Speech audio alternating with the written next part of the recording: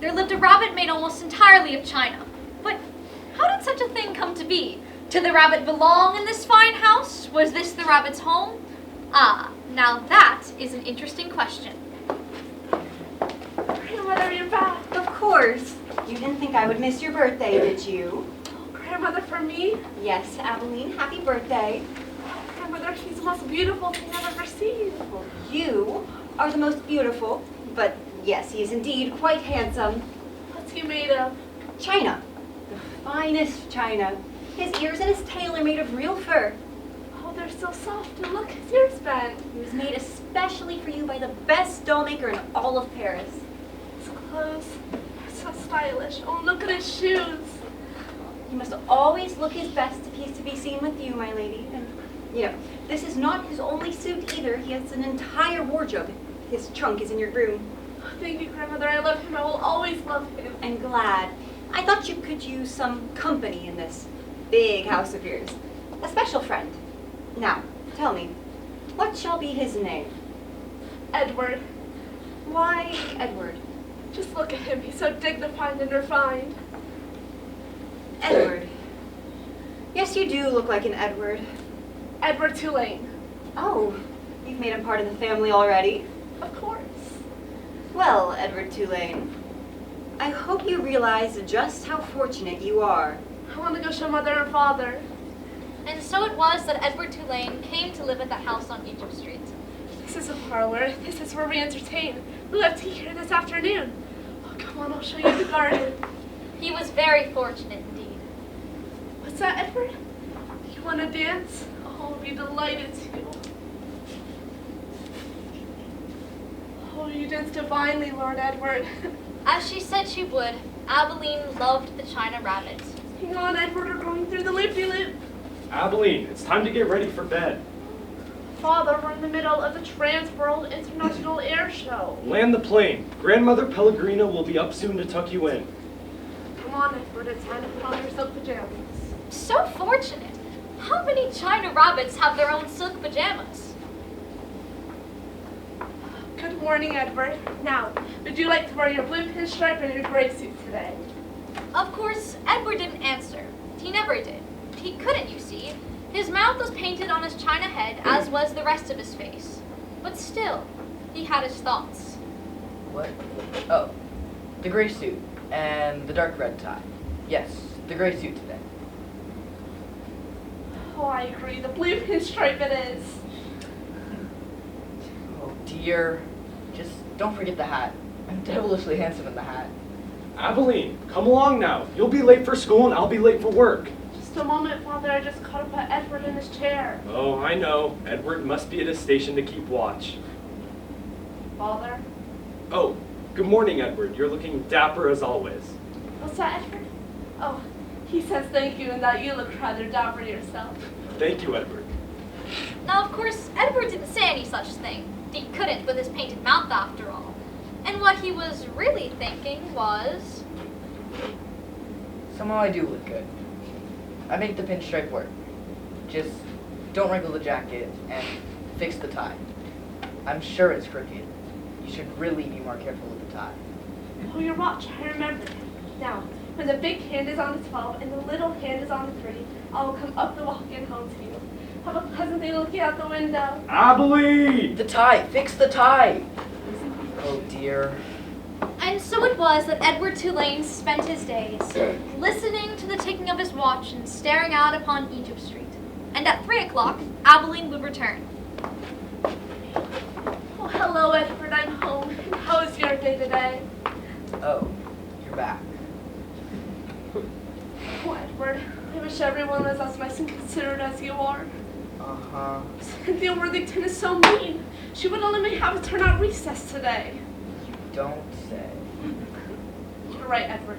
Let's forget all about that Cynthia Worthington and have a walk in the garden. Life continued this way for quite some time. A few years, in fact. Abilene shared all of her thoughts and secrets with Edward, and she made sure other members of the family included Edward in their conversations as well. And so tomorrow I'll be having lunch with the gentleman. Excuse me, Father. I don't think Edward heard what you just said. Oh, pardon me, Edward. I was saying that tomorrow I'll be having lunch with the president of the bank. I'm quite looking forward to it. Blah, blah, blah. Must he go on so? I mean, really? Yes, Edward had little patience for people. What they were saying didn't interest him, unless they were talking about him, of course. Now, nobody knew this. Nobody could read his thoughts. That is, nobody, except for perhaps one. I'm not really that sleepy though, Grandmother. I can see that. Nonetheless, to sleep you must go. You have school in the morning. Edward isn't sleepy either. Don't hold me so tightly. You'll wrinkle the silk. Well, China rabbits do not need as much sleep as little girls. I imagine Edward spends the hours remembering how lucky he is to have you. What's that supposed to mean? Will you tell us a story tonight, Grandmother? Not tonight, but soon. Soon there will be a story. Good night, Grandmother. Why is she staring at me like I'm some criminal? Good night, my lady. Pleasant adventures in the land of Nod. And why can't she lay me on my side so I can look out the window? I want to see the stars. I love you, Edward. Good night. Lay me on my side. What's so difficult to understand? That Pellegrina, she does these things on purpose, I know it. And that staring. How rude. One day, it was announced that the family would take a voyage on a great ship. Oh, but why won't you sail with us to London tomorrow, Grandmother? Because I will not. That's why. But I'll miss you. I'm glad. You're glad. Yes, when those we love are not with us, we miss them. I will miss you. But instead of feeling sad, I will look forward to the wonderful moment when we see each other again. Seems to me that it would be better to stay together in the first place. We are all on our own journeys, my lady. We cannot always be with the ones we love. Well, we can try. Yes, we certainly can. Now, tell me, will you take Edward on this voyage with you? Of course, how could I possibly go on a voyage without Edward? Yes. How could you possibly? Edward watches out for me. He does. I see.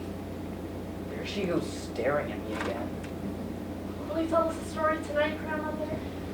Yes, tonight I believe there will be a story. Will Edward listen too? Oh, yes. Edward should pay particularly close attention. I don't like the sound of that at all. This story begins with a princess. A princess? Beautiful princess. Oh, a very beautiful princess. How beautiful. Listen, both of you. There once was a beautiful princess. She shone as bright as the stars on a moonless night. As bright as the stars on a moonless night. That's kind of nice, actually. But what difference did it make that she was beautiful? None. No difference. Why did it make no difference? Because she was a princess who loved no one and cared nothing for love, even though there were many who loved her. And so, What? So, what? and so one day her father, the king, decided that she must marry. Shortly after, a prince from another kingdom came, and when he saw the princess, he fell in love with her. He gave her a ring of pure gold, and placing it on her finger, he said, "I love you." But do you know what the princess did? She took the ring off her finger, placed it in her mouth, and she swallowed it, saying, "That is what I think of love." And she ran off into the woods. Deep, deep into the woods she ran until she had to stop and catch her breath. Looking around, she realized she was lost, and she remained lost for many days. Did the prince ever find her? Listen. Eventually, the princess came across a little hut. So she knocked on the door, saying, "Let me in, I am cold." But there was no answer. She knocked again. "Let me in, I am hungry." Eventually, a terrible voice came from inside the hut saying, "Enter if you must." And so, the princess opened the door, and there she saw an old witch. She told the witch, "I am lost." "What of it?" "I am cold." "None of my concern." "But I am a beautiful princess. My father is a powerful king. You must help me or there will be consequences." To this, the witch said, "Consequences? You dare speak of consequences to me? Very well then, tell me the name of the one you love." The princess stomped her foot, saying, "Love? Why must everyone talk of love?" "You must tell me the name.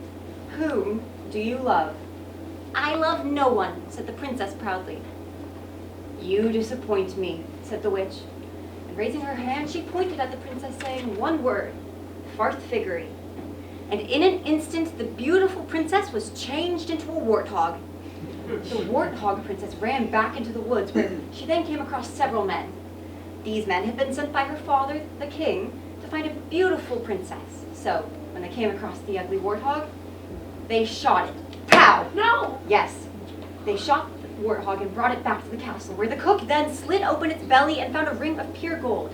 The cook placed it on her finger and continued butchering the warthog, and the ring shone on the cook's finger as she finished her work. The end. No! Yes, the end. No, but it can't be. It can't too quickly, and they didn't live happily ever after. Well, my lady, how can any story end happily if there is no love? Now, it is late, and tomorrow a new adventure begins. What are you doing with Edward? Oh, I'm merely saying bon voyage in case I do not have a chance tomorrow. I will return him in a moment. You disappoint me. Good night. Good night, grandmother. What was that? That's why I don't like stories. They're always pointless. And a warthog? How grotesque. I love you, Edward. I don't care how old I get. I will always love you. Yes, but could you lay me on my side so I can look out the window? I want to see the stars. As bright as the stars on a moonless night. What a wonderful phrase.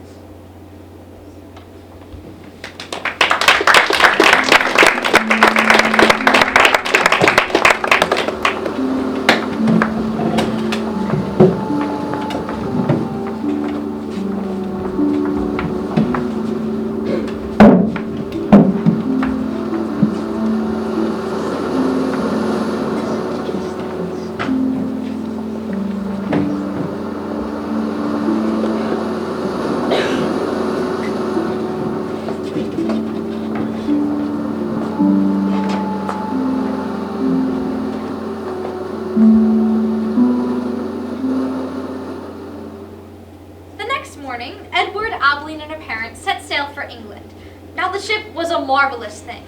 Round windows, shiny wooden decks, and well-dressed people everywhere. While Edward had little use for people in general, he appreciated the fact that he was now surrounded by ones of such high social standing. Shall we sit up here on deck, Edward? I believe the sea air will do us good. Is my tie on straight? I'm sure to be complimented on the tie. What a singular rabbit! What did I tell you? Thank you. Yes, indeed. I've never seen such a singular rabbit. I know. His name is Edward. Oh, I say that is the perfect name for one such a sea. Brava, my dear, brava. Why are you saying brava to her? She didn't do anything. Lady Kensington must see this delectable creature. Lady Kensington? A lady? Like an English one? Yes, her husband is an earl. Or a duke. Some such thing like that. Now I must go find her. She will be so impressed with Master Edward Tulane. Did you hear that? She'll be impressed. How do you do, my Lady Kensington? I sit over here, Edward. There. You look like you were born for this senior sailor suit. Oh, here, watch. I forgot to wind it this morning. I didn't wind it. You might miss afternoon tea, and we can't have that. Look, I have more admirers approaching. Get out of the way. Hey, what does he do? He doesn't do anything. Does he wind up? Certainly not. Then what's the point of him? The point is that he's Edward. Well said. What's he supposed to be wearing? It's a sailor suit. It's very fashionable. Well, I think it's silly. That's your opinion. I don't like these two heathens. Take me away. Let's go find Lady Kensington. Does it come off? Of course. He even has his silk pajamas. You hear that, Amos? He's even got his own silk pajamas. Let me see him. No!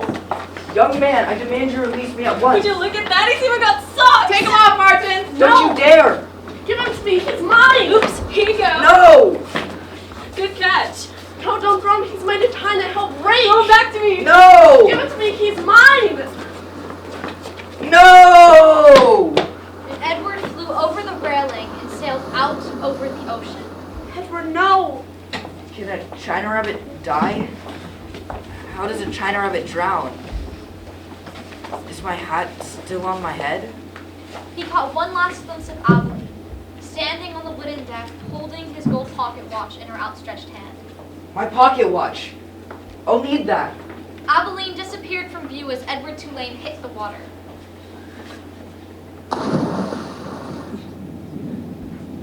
And he began to sink. He went down and down.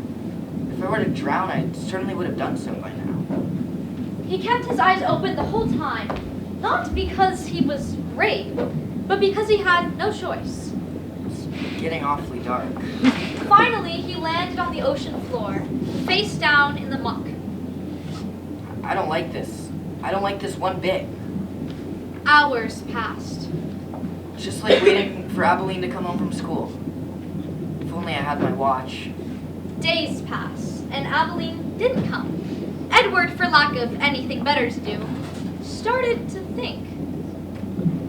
Are the stars still shining, even though I can't see them? More days passed. As bright as the stars on a moonless night.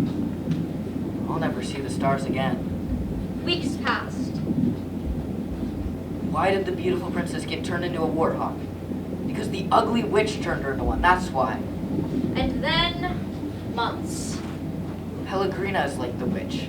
No, she is the witch. She didn't turn me into a warthog, but it's just the same. Why is she punishing me? Finally, on his 297th day, a powerful storm came. Whoa, what's happening? I'm out of the muck. Wait, no, not my sailor suit. No, what's happening?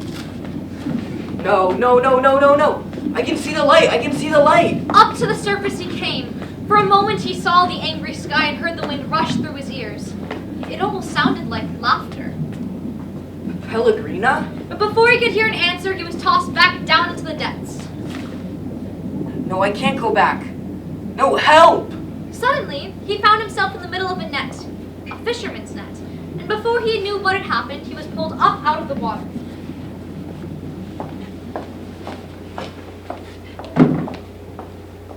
What is this? Well, you ain't no fish, that's for sure. Well, you're a rabbit. Or you were once.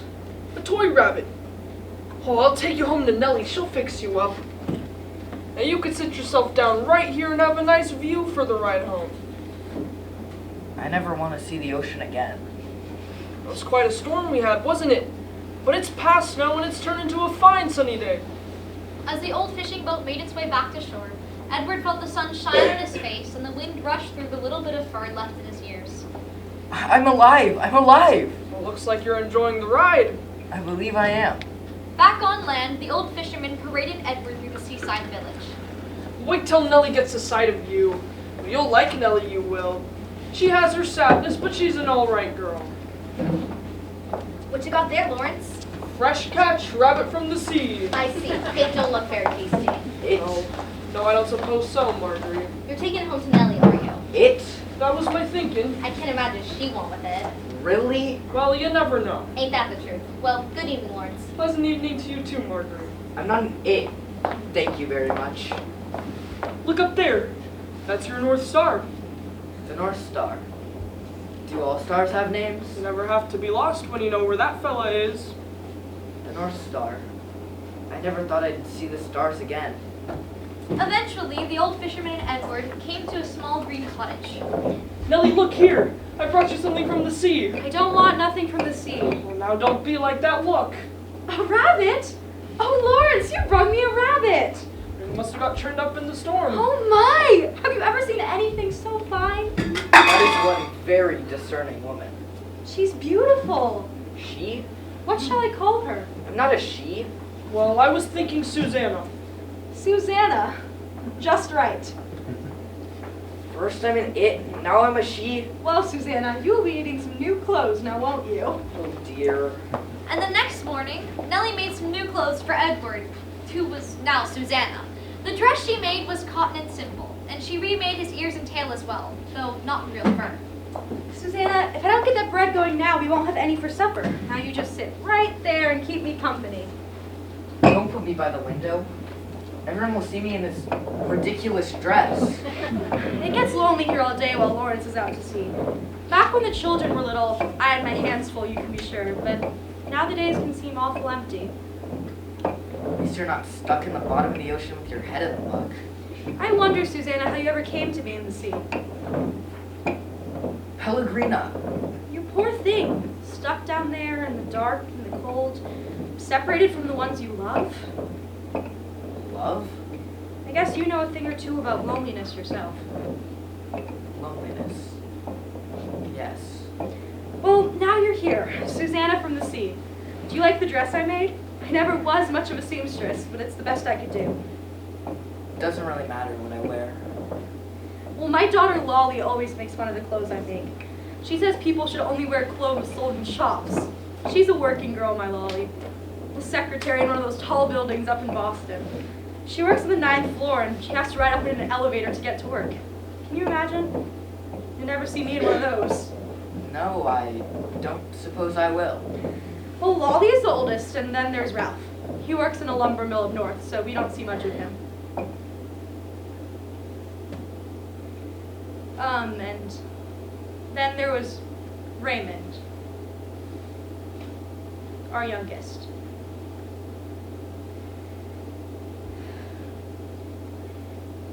He died, you see,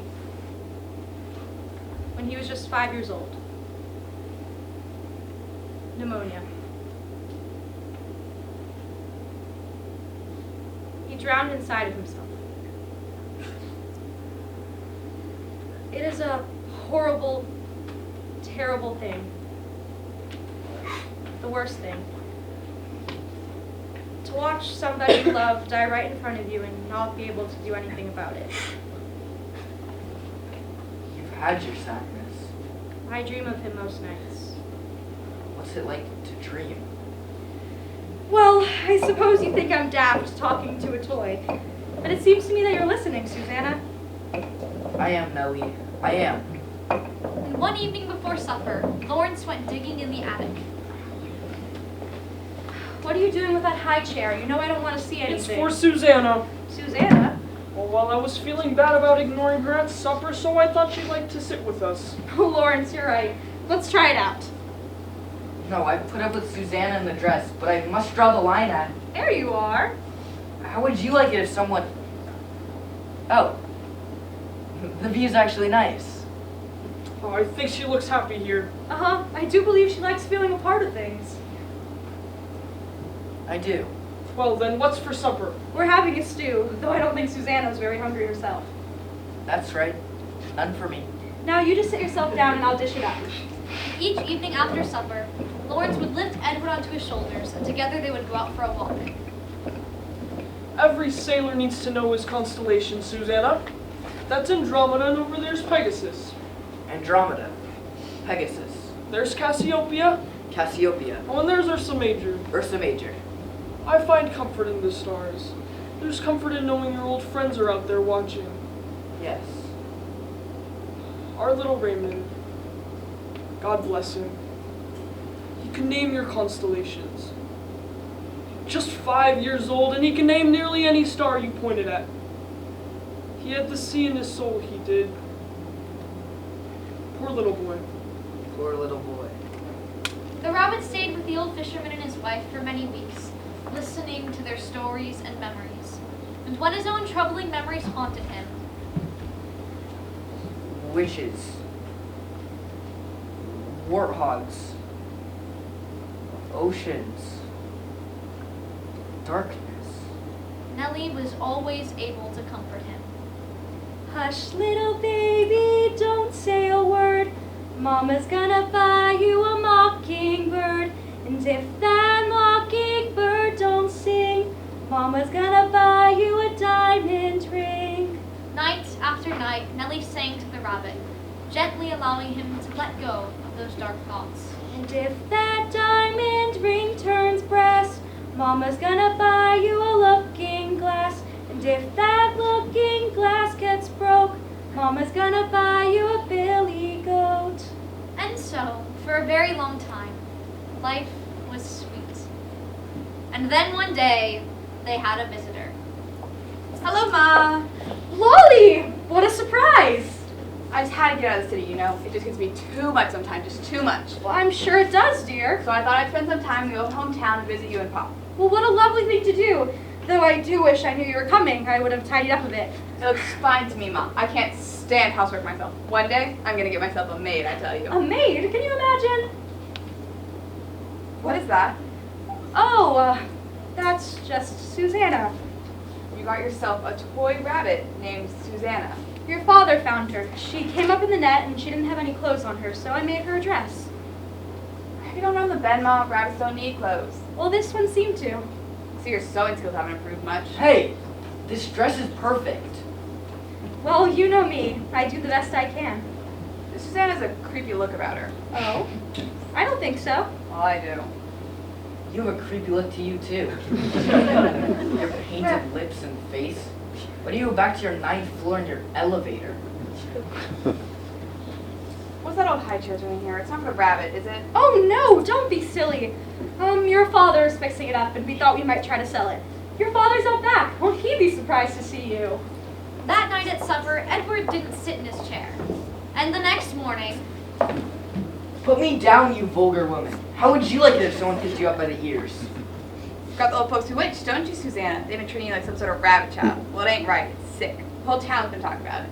Well, I'll put an end to it now. Hey, Ma! yes, dear?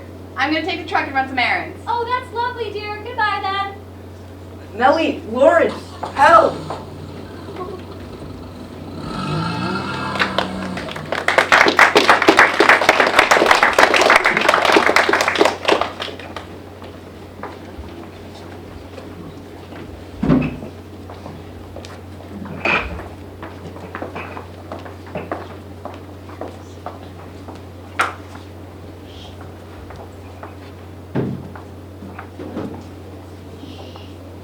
Lolly took Edward to the town dump.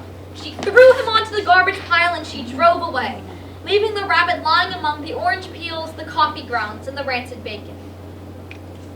How would you like it if someone picked you up by the ears and threw you in the garbage? Time passed, and more garbage was thrown into the pile. Soon, Edward found himself completely buried. This is like the ocean. No, it's worse. How could anything be worse? Weeks passed. Hush, little baby, don't say a word. Mama's gonna buy you a mockingbird. Edward lost track of time. If only I had my watch. Pointing at the princess, the witch said one word, Farthfiggery. Farthfiggery. And in an instant, the beautiful princess was changed into a warthog. Because the princess loved no one. That's why. You disappoint me. Why do I disappoint you? And then, on his 180th day at the dump, Edward felt the garbage around him shifting. What's happening? Suddenly, he saw the light of day again. Staring him straight in the face was a dark and shaggy dog. I'm free. What have you found there, girl? Don't carry me in your mouth. Ah, you think you found the makings of delicious rabbit pie, do you? Yes, rabbit pie is one of the true pleasures of existence. Never carry me in your mouth ever again. However, this rabbit won't make for very good eating. He's made of china. Yes. I was very expensive once. You're a toy, aren't you? And somehow you've been separated from the child who loves you. Edward felt a sharp pain in his chest. Abilene loved me. So, Malone, you are lost. Well, Lucy and I are lost too. If you like, you can be lost with us.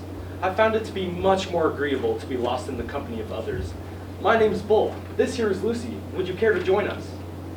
Now, as long as that Look, dog... Lucy, Malone is saying yes. He's gonna travel with us. Isn't that swell? And so it was that Edward Tulane took to the road with the hobo and his dog. Now, Malone, I hope you understand that we are always on the move. We walk mostly. Sometimes we'll enjoy a ride on the train, if there's an empty boxcar available. Occasionally, we'll hitch a ride on the back of a farmer's truck. We're always moving, though in truth, we are going nowhere.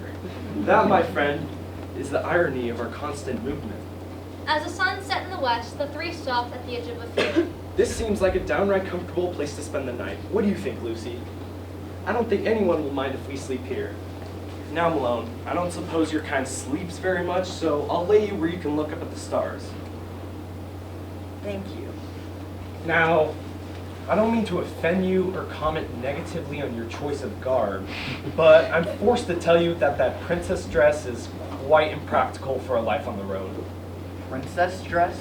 However, I have a solution to this problem. In the morning, I will fix you up with a proper outlaw look. Yes, sir, you will look like a genuine rabbit on the run. A rabbit on the run? Yes, sir, first thing in the morning. Looks like you've made yourself a new friend, Malone. I believe I've made 2. And to the comforting sounds of Bull snoring and Lucy's whimpering in her sleeps, Edward Tulane looked up at the stars. Andromeda, Pegasus, Cassiopeia, Ursa Major, and there's the North Star. We're never truly lost. We have the stars. And the next morning, true to his word, Bull created an outfit for Edward using a bandana and an old hat. Edward Tulane now looked like a genuine rabbit on the run. Susanna was gone. Edward was now alone.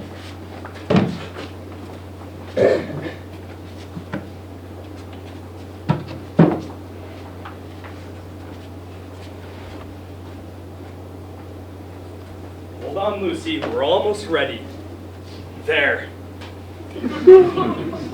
And the three travelers set off for nowhere. Now, Malone, your job is to keep watch of where we've been. Will that be all right with you? I'd much rather watch. I'll take your silence as an agreement. It's a long way to Tipperary. It's a long way to go. It's a long way to Tipperary, to the sweetest girl I know. They traveled for a very long time. Goodbye to Piccadilly. Farewell, Leicester Square. It's a long, long way to Tipperary, but my heart's right there. Occasionally, they would meet up with others who were lost, and together they would all spend an evening around a campfire.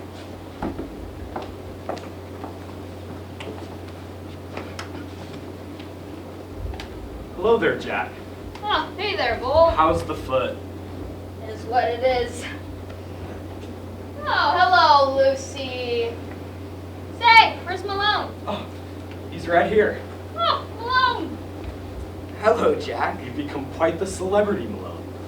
So where you been, Bull? Haven't seen you in a while. Thought maybe you'd settle down somewhere. Now, I would settle down, but Lucy and Malone like the traveler's life. You settle any place for more than a day, and Malone just gets that restless look. You run into any trouble on the railroad? No, why? They've been cracking down on folks like us. Heard a bunch more of them watchmen. You know old Pete, don't you? He got roughed up pretty good. Now, why would anyone want to pick on old Pete? You just need to be extra careful nowadays. Well, I have Lucy and Malone to protect me. Isn't that right, Lucy? I used to have a dog. His name was Bullet. He was a good dog, I'll tell you. Smart too. You would have liked him, Lucy. Maybe he would have been your boyfriend.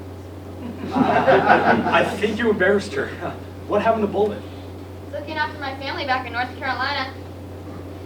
North Carolina. Say, look at Malone. He's listening to every dang word we're saying. He's a great listener. I've bent his rather impressive ears with many stories from back home. He helps me to remember. Does he? Say, do you mind if I have a word with him? Of course you can. There, Lucy. It's all right. Jack will give him right back. Go to sleep, girl.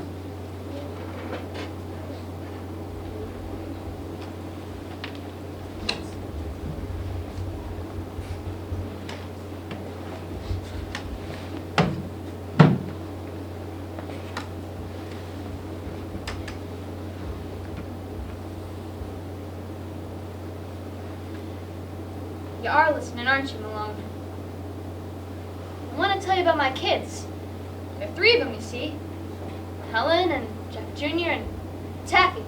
She's the baby. We're all back in North Carolina. I had to leave them. I had to. There was no work and I had to find some. I'm still looking though, and don't think there's any out there nowhere. Something could happen to a guy like me and then my kids. Helen, Jack Jr., and Taffy. You remember their names, don't you, Malone? Helen, Jack Jr., and Taffy. I'll remember, Jack. And word spread about the toy rabbit and his gift for remembering. Soon, wherever they went, a hobo would stop and take Edward aside to whisper the names of his children into the rabbit's ear. Betty. Jimmy. Patrick. Nadine. Bobby and Francis. Peg and Joe. Lily, Hank, and Sue. And the rabbit listened. Ted. He plays baseball. Ted plays baseball. Eileen sure looks like her mother. Eileen looks like her mother. Frankie and Molly. Gosh, they're quite a pair. Frankie and Molly are quite the pair. Barbara, Sid, and Michael. He's got a sweet tooth. Barbara, Sid, and Michael with the sweet tooth. The rabbit listened to every name, to every story.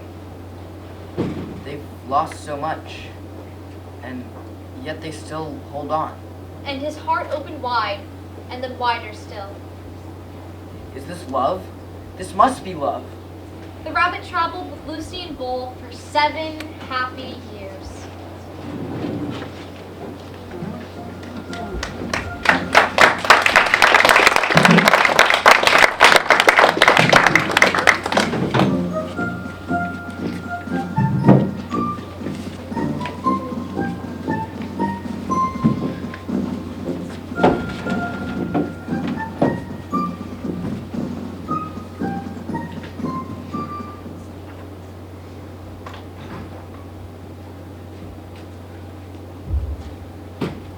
Lucy!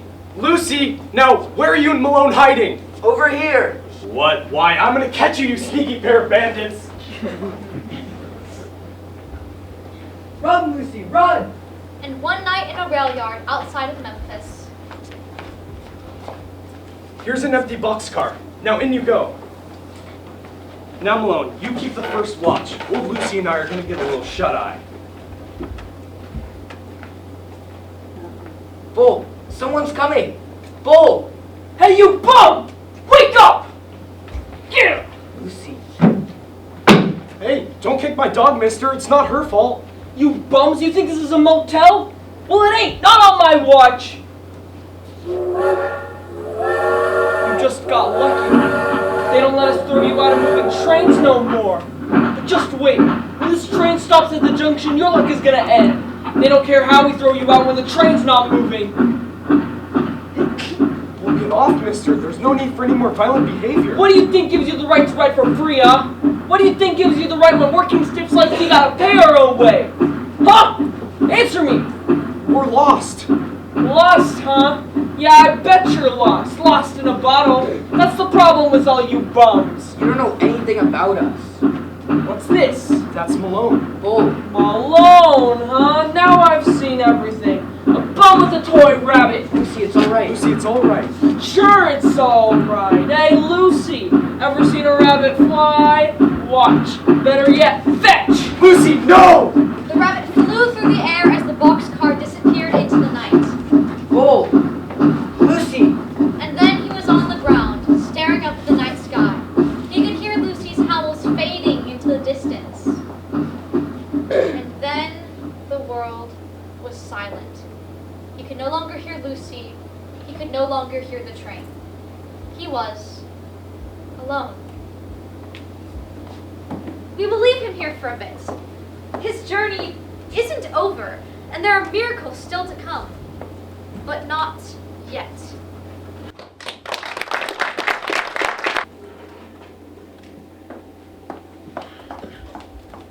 He's still here. Good. Although in truth, where was he going to go? It's not like he was going to get up and walk away on his own. No, Edward Edward Tulane was going nowhere until someone came along to move him. So he lay there all night, with the stars and memories. Andromeda, Pegasus, Cassiopeia. Eileen looks like her mother. Michael has a sweet tooth. Oh, Lucy. Lucy, I'm sorry I couldn't stop that old man from kicking you. Ursa Major. There's the North Star. Egypt Street. Looking out the window. You coming home. The stars began to fade as night became day. Coming home to me. Nobody knows the trouble I've seen. Nobody knows my sorrow. Nobody knows the trouble I've seen. Huh, what's that? It's like a rabbit or toy rabbit.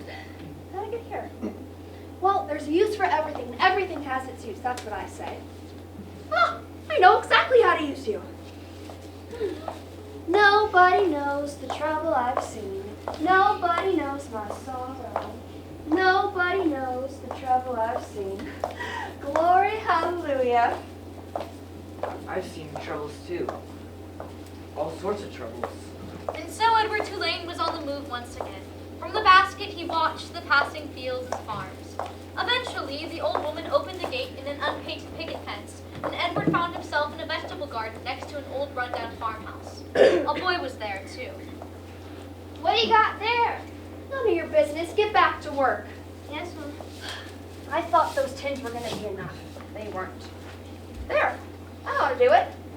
He's a rabbit, isn't he? No, from now on he's a scarecrow. But he don't look too scary. Stop gawking at the thing and get back to work. Yes, Mom. Now go on, Clyde. You scare them crows off. Clyde. Go on. You go act ferocious. Ferocious. Now you scare them off. I'm going to go eat some lunch. You get away from there, you crows. You leave them be. Bryce! I ain't paying you to do Clyde's job. But And I ain't paying you until you swept this entire garden. Yes, Mom. Go on, Clyde. You scare them crows off.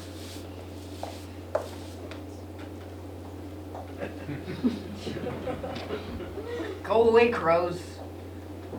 Go on. It's no use. No good as a scarecrow either. The birds attacked Edward, nipping at his clothing, circling his head. One crow showed particular interest in him.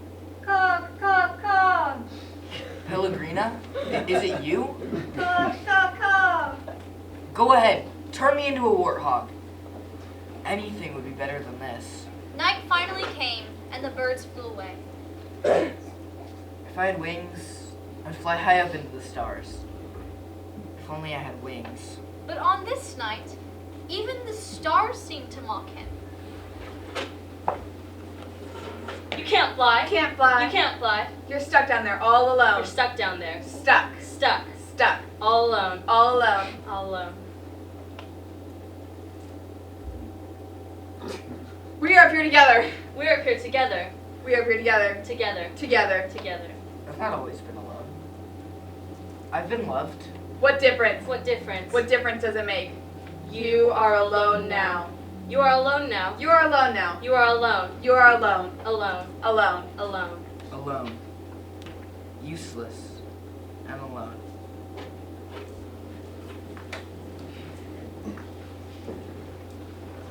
Hey, over here. Bet you didn't think I'd come back. Here I am. I come to save you. Save me? Why? She sure got you up here good. I'm Clyde the useless scarecrow. There, that ought to do it. See? I saved you. Now let's get out of here before the old lady catches us. Why would anyone want to save me? My little sister used to have a baby doll just like you. She loved that baby doll. But he broke it. Come home drunk, stepped on the doll's head, and smashed into 100 million little pieces. And the pieces was too small for me to pick up. I couldn't. But I tried and tried. And Sarah Ruth ain't had nothing to play with since. He won't buy her nothing. So you want me to be a replacement for a doll? Says he won't buy her nothing because she's sick. And she ain't gonna live. He don't know. They arrived at a house. It was crooked and small, not much more than a shack. Sarah. Sarah Ruth. You gotta wake up now, honey. I brought you something. Oh, that's okay. You go on and cough all you want. That's all right. You want to see what I brought you? You gotta close your eyes. All right, now open. Look, a dancing rabbit. Go on, have a good laugh. Rabbit. Yes, I am a rabbit. He's for you, honey. Mine? Yours. Got him special for you. Special for me. There you go. Special. Baby. I knew from the minute I first saw him you two belonged together. Know what's his name gonna be? Jangles. Jangles, huh? I like it. It's a good name. Jangles. Sarah Ruth. Jangles. Nobody's ever held me like this before. Jangles. Sarah Ruth. Hush. Bryce and Sarah Ruth had a father. Later that night, after the brother and sister had fallen asleep, a large figure appeared over Sarah Ruth's bed. Edward felt himself being poked. I ain't never. It's a baby doll. Don't look like no baby doll to me. Jangles. It's hers. He belongs to her. Oh, he does. Does he? Well, it don't matter anyway. It don't matter. It does so matter. Don't you sass me. Their father left. That's all right, honey. He hardly touched me. Anyway, he'll feel bad about it for a while and won't come around. And that's just all right with us, ain't it, Sarah Ruth? Bully. That's right. He ain't nothing but a bully. Now you just go on back to bed. I wish I could protect you from that man. I wish I could. Time passed. Every morning, Bryce went out to find food for his sister. Edward spent all of his time with Sarah Ruth. Some days, they played with an old cigar box filled with buttons. Pretty. I wish I could protect you from everything. But you just hold on. Hey there, honey. I brought you a delicious biscuit, the kind you like best. Now, I'll hold Jangles and him and me got a surprise for you. But only if you eat that biscuit, okay? I had this idea the first night I brought him to you. Today I was working for the junk man, and he said I could have some of this here twine. Of course, it came out of my pay, but I still had enough for a little supper for me and a biscuit for you. How you doing with the thing? You finished? No more. But honey, you gotta keep up your strength. Please, just another bite. No. Can't. Well, I guess you had enough. Ready for your surprise? Yes. When you were really little, Mama used to hold you and dance you. She used to hold you and dance you around the room. Mama died. Well, now we got another dancer in the house. Dance, Jangles. Do you like it, Sarah Ruth? Dancing. Keep playing, keep doing those kicks she likes. She loves them. That's all right, honey. It's okay. How about we go get a breath of fresh air and take a peek at the stars?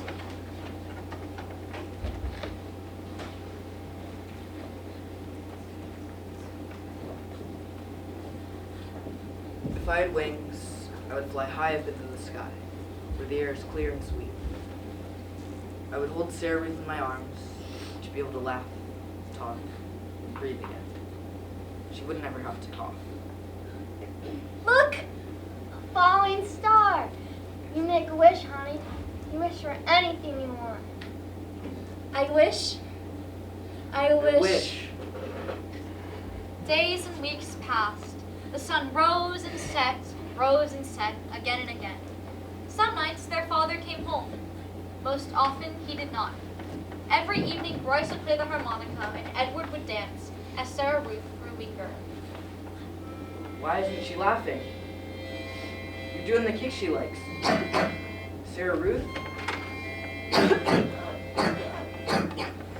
Keep playing, Bryce. Don't stop. Keep playing. But Bryce stopped playing. Please, honey, just one more bite. Try for me and Jangles.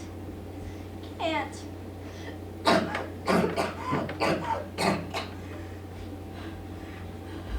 Blood. That's all right, honey. You've probably just been coughing so hard you broke a blood vessel. Don't you worry about it. Bryce stopped leaving the house. He never left her side. Breathe, honey. Breathe. Please. Please breathe. Each night, after Bryce would slip into an exhausted sleep, Edward Tulane listened as Sarah Ruth struggled. Breathe. Breathe. And on a bright morning in September, 6 months after Edward first came to the shack, Sarah Ruth stopped breathing.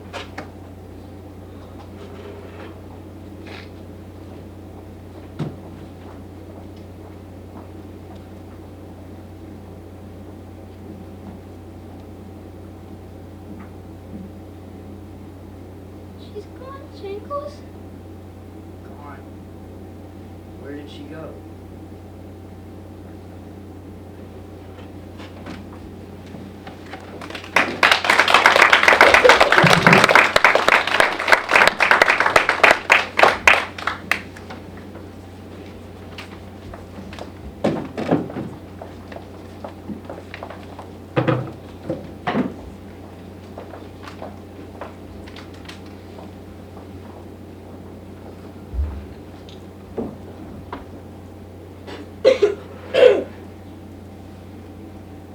Their father came. They wrapped her in a blanket and buried her under a tree she had liked.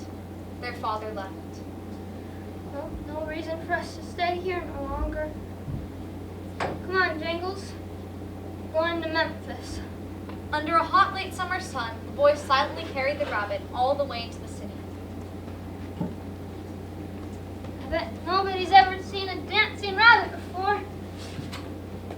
They're going to now.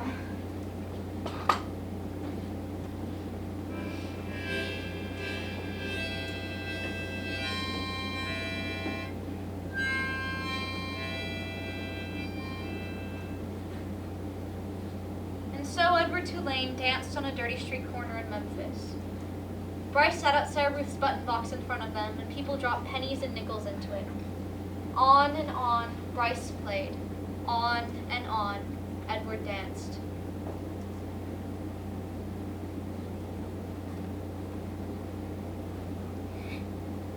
Are you crying, Bryce? Tears. Do they help? People came and went.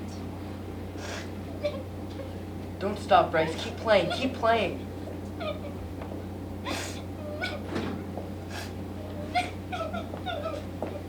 Pellegrina?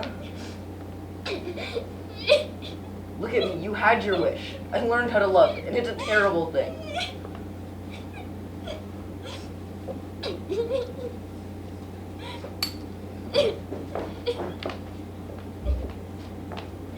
Wait, where are you going?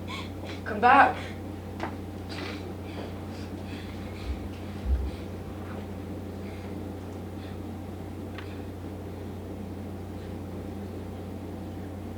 I'm done crying. Looks like we got enough money to get some food. Come on, Jangles. The diner was called Neil's. Bryce sat at the counter, and he set Edward on the stool next to him.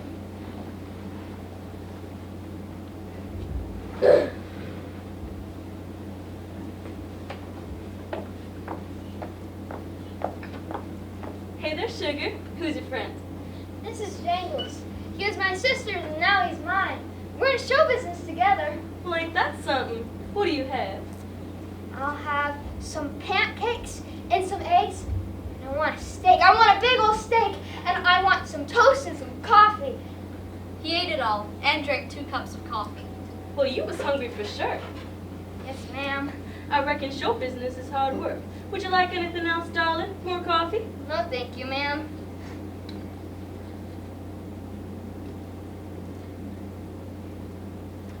I ain't got enough. I have nothing. Is there a problem, Sugar? I ain't got enough. I see. Well, you're gonna have to talk to Neil about that. Neil! came in here hungry, right? Yes, sir. You ordered some food. A lot of food. I cooked it, and Marlene brought it to you, right? I reckon. You reckon? No, sir. I mean, yes, sir. I brought you the food, Marlene served it, and you ate it. Run, Bryce. Now I want my money. Run, Bryce. Run as fast as you can. Have you ever seen a dancing rabbit? What? He'll pay for what I ate. I can pay. Just watch. I will. This is what I think of dancing rabbits. Stop! What are you doing? Give him back! Edward felt himself swinging through the air. He was moving so fast he couldn't see Bryce, he couldn't see Neil, he couldn't see the countertop. No! And the world, Edward's world, went.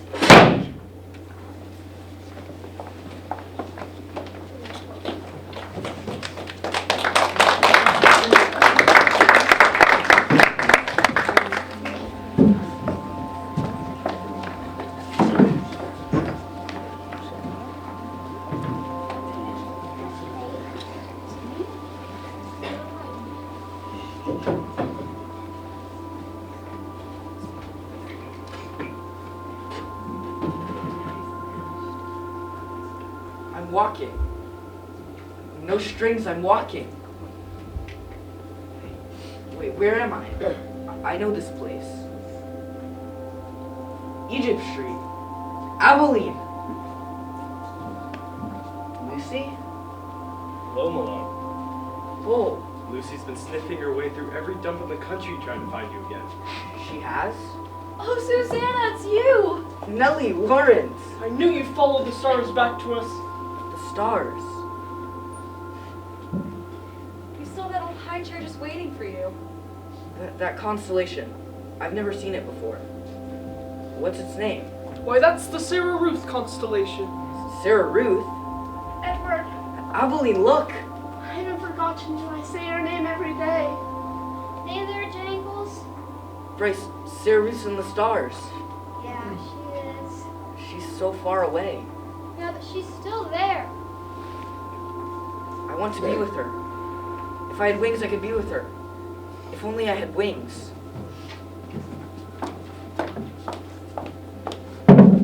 Wait, what's happening? Wings, Sarah Ruth, I'm coming! No, don't go yet. Sarah Ruth, I'm flying! Catch him. I've got him! Bo, no, what are you doing? Let me I go! can't do that, Malone. As much as I'd like to let you be free, we need you here. Yes, please. Edward, stay with us. I couldn't stand to lose you again. Neither can I. It would break my heart. It would break my heart. It would break my heart. It would break my heart. It would break my heart. It is broken already! My heart is broken. Exceedingly well made. A work of art, I must say. Yes, a work of art. You don't see craftsmanship like this every day. French, I believe. Yes, French. How did you end up here? So dirty and abused. Well, dirt can be dealt with. I fixed your head. Now I'll just fix the rest of you. Where am I? Oh, there you are. You're listening to me now. Your head, it was broken. I fixed it. I brought you back from the world of the dead. It doesn't matter. My heart is broken. No need to thank me. It's my job. It is. I'm Lucius Clark, a doll mender, and a rather good one at that. Your head, young sir, was in 21 pieces. 21 pieces. 21. I must say, all modesty aside, that only a doll mender of my advanced abilities could have brought you back from the brink of oblivion. A crying boy brought you here. He couldn't afford my services, so he gave you to me if I promised to repair you. Bryce. Quite extraordinary, really. He lets you go so you may live, so to speak. Well, I have much to do. But when I'm done, I shall sell you and make a handsome profit. Someday. Eventually. All in good time. In the doll business, we have a saying. There is real time, and there is doll time. Real time or doll time, I don't care. You should have left me in 21 pieces. I'll never be truly whole again. Edward Tulane entered doll time, a time of waiting. Slowly and carefully, Lucius Clark did everything he said he would, except for the different cut of the suit and the very faint lines in his face. Edward Tulane looked the same as he did the day he left the doll maker in Paris all those many years ago. He was placed on a high shelf for display. The shelves were filled with dolls in all sorts of dress. Edward had never cared much for the dolls, and the dolls didn't seem to care for him either. I hope you don't think anyone's gonna buy you. Who would want to buy a rabbit? I have no interest in being bought. You don't want a little girl to take you home and to love you? Don't talk to me about love. I have known love. The dolls didn't know how to respond to Edward, and so they didn't. They never spoke to him again. Every time the door opened, they would all be filled with the hope that this time would be theirs, but not Edward Tulane. I'm done with hope. I'm done with love. I'm done. Here you go, my lovely. Sit next to this kind gentleman. You two have much in common. You have both been saved. How do you do? Hello. Have you been here long? Yes, months and months. But I don't care. One place is the same as another. But that's not true. I've lived for 100 years and I've seen countless places, and they're never the same. Some were wonderful and some were dreadful, but each one of them were different. And I become a different doll in each place. That's part of the journey, you know? Did you say 100 years? At least that's what the doll mender said. You don't act like any of the other dolls. From the cracks on your face, I would guess that you've seen much more of life than what these young ones have seen. Am I right? Yes. My face has its share of cracks as well. I too have seen life. We mustn't be too hard on the young ones. They will learn, like we have, yes? Yes. Hard lessons. Wonderful lessons! And we keep learning. Every time a new person enters into our life, we start off on a new adventure. I wonder who will come for me this time. Someone will come. They always do eventually. I don't care if anyone comes for me. Don't say that. You must keep your heart open, ready to love and to be loved. I'm done with loving. I'm done with being loved. It's too painful. Where's your courage? I guess I'm done with that too. You disappoint me. What did you say? You heard me. You disappoint me. If you have no intention to love and to be loved, then this entire journey is meaningless. You may as well leap from the shelf now and get it over with. I would if I were able. Shall I push you? Oh, no thank you. Not that you could anyway. Open your heart. Someone will come. Someone will come for you. But first, you must open your heart. The next morning, a little girl and her mother came into the shop and took away the old doll. Edward felt her absence, and long after she had left, her words echoed in his ears. Someone will come. Someone will come. No, I don't believe it, and how could I ever go through it again? Someone will come. Weeks passed, and every time he thought those words, he allowed himself to hope a little more. Someone will come. Weeks turned into months, Someone will come. months into seasons, Someone will come. Someone will come. seasons into years. Someone will come.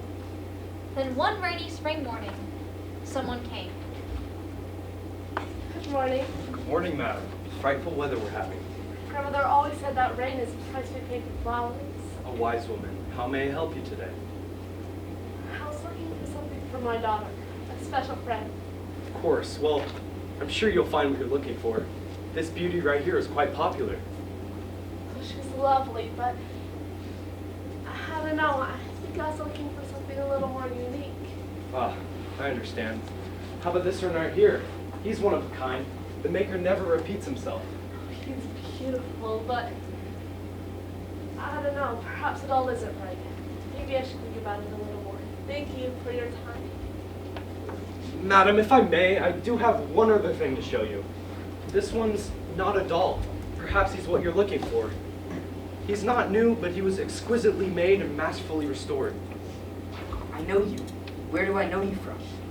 How do I know you? A memory came to Edward Tulane. A memory of a little girl many years ago. A little girl who had grown up into a woman. My watch. Abilene. Edward? Yes, my name. Edward! It's me.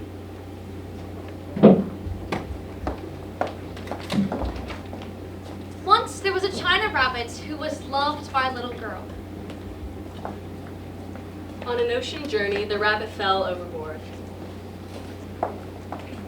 And was rescued by a fisherman. Who gave the rabbit to his wife.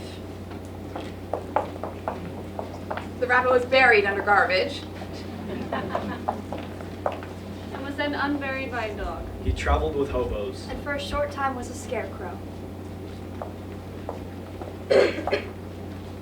Once there was a rabbit who loved a little girl and watched her die.